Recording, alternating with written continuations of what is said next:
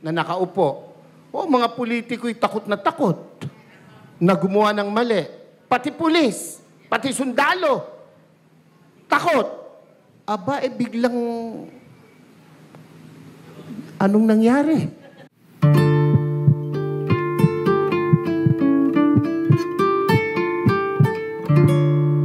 Pag naka-red, tigil. Kahit walang lumalakad na sasakyan, walang tumatawid. Ilalayo pa natin sa Subic ang Pilipino pag nasa Subic, ang babait, law-abiding citizen. Ang tanong, bakit? Alam nila kasi, hindi sila paglalaruan, hindi sila bibiruin ng gobyerno sa Hong Kong. Naran po ba kayo?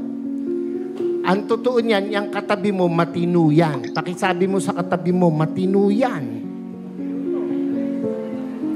Pag matino ang nagpapasunod. Amen po ba? Amen po ba? Nako, kung mayroong napakabait, Pilipino na. Basta matino ang nagpapatupad. Iyan po ang nagustuhan ko sa Duterte administration. Kahit ako po ay isang obispo, pare, alam niyo naman si Pangulo, pag binanggit ang pare, dumudura.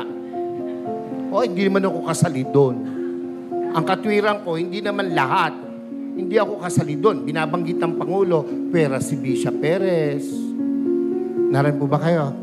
Ba't ako masasali? Kapogi kong ito.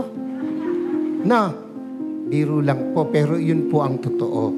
Noong ako po'y nag-aaral, paborito ko pong guro, may katapangan. Abay, nakikinig lahat ng kaklase ko. Pag ang guro ay napakabait, naglalaro yung mga klase ko. Walang matutunan. Nakuha niyo po bang ibig kong sabihin? Sigurado, ang mabait, ang pinsang buo, katangahan. Pakisabi mo nga sa katabi mo, pinsang buo ng mabait, katangahan.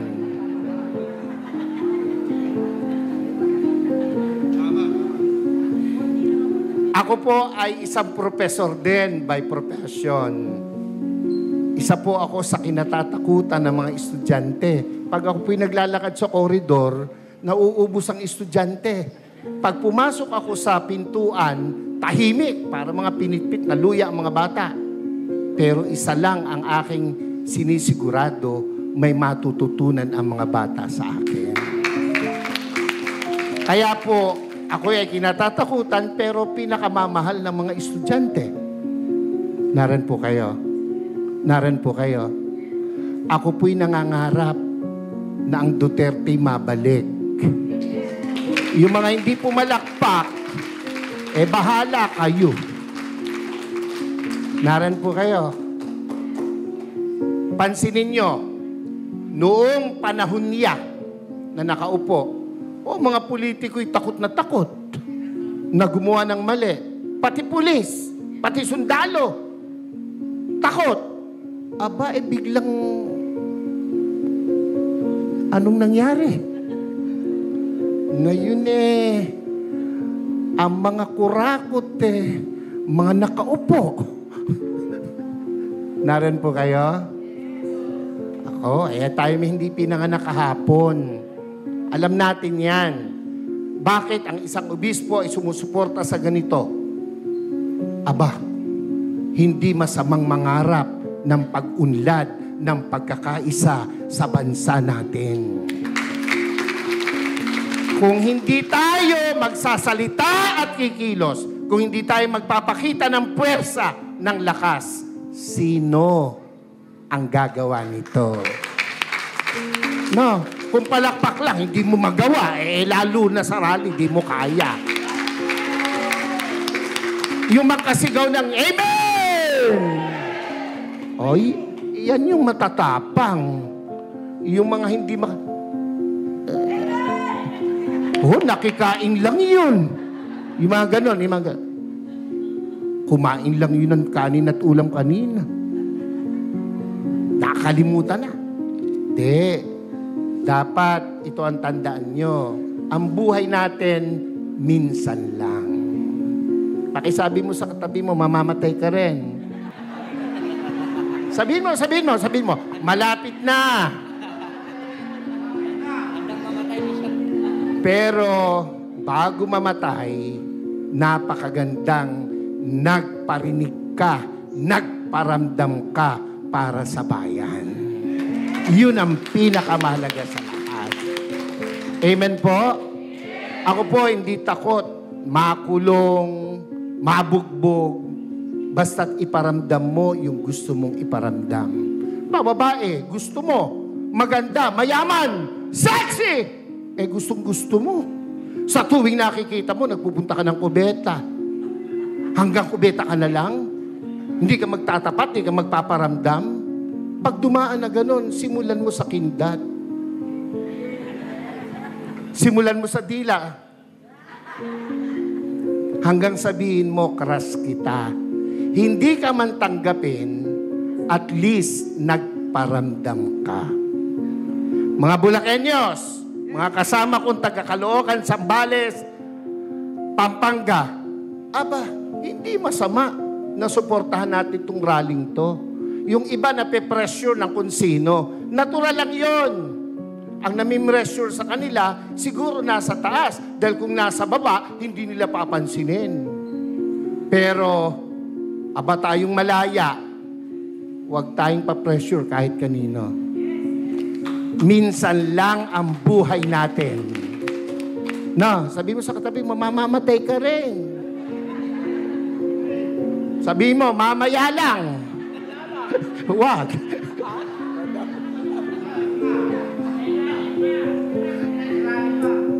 Dapat iparinig natin, iparamdam natin ang ating saloobin. We are not against the government. Never. And never will. Lalo po ako. Nakapula nga ako Naran ba kayo? Pero, kailangan nilang makita, kanilang dapat marinig, ang dapat makita at marinig. Gera? Handa ba ang Pilipinas sa gera? Ha? Kurutan man talo tayo sa kurutan. Ilan ang bilyon ang Chino? Ilan tayo? Panuntukan, talo tayo. Huwag nilang gawing issue yan. At hindi mangyayaring magkagera. Pilipino pa, subukan nila rito, talo sila. Kung ang laban lang ay chismis, panalo ang Pilipino. Ano?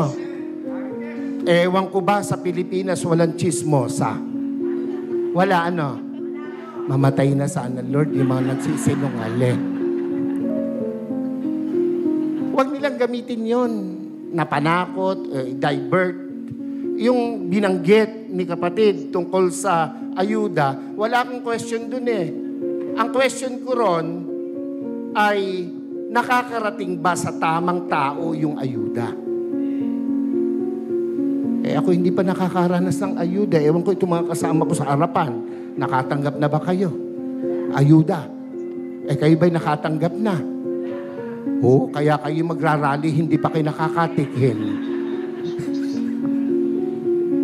Ako po'y nagbibiro lang, pero yan po'y katotohanan. Kung napupunta sa tama, yan lang panahon ni Pangulong Duterte, kino-question ko na ang sana ito'y mapalabas, makuha ng SMNI. Yung binibigay natin sa 4-piece. Yang dole, yung mga tupad na nagwawalis at nagdadamo, 1 oras lang ang naipapile 8 hours. So walang problema ang gobyerno, yung nagpapatupad. Naran po kayo. Yung 4-piece, hanapin mo mga nanay, isinasanla yung card. Nangagsusugal. Kung ang binibigyan ba niya'y matitinong kagaya ng nasa harapan ko ngayon, hindi nag-yes, bahala kayo. Ako'y nangangarap ng maganda sa inyo, kayo hindi nangangarap. Naran po ba kayo? Hindi ako against dyan, pero dapat tama ang binibigyan. Naran po kayo?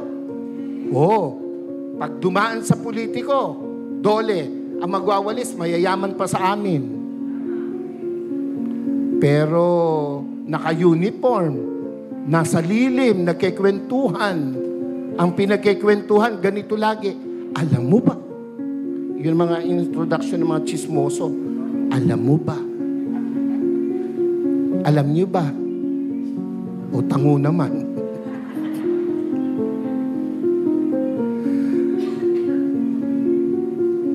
Ang akin po na tinatayuan dito sa Mayuso, ito yung panahon, lalo na mga taga Luzon, first rally na gaganapin dito sa Luzon. Ito po, sa 28. Hindi tayo papayag na hindi natin iparinig, iparamdam, ipakita ang dapat nating ipakita sa bayang Pilipinas na ating minamahal. Ako po, kung matetreten sila sa pagtakbo ng mga Duterte, matreten sila. Bakit? Matitino yung Duterte.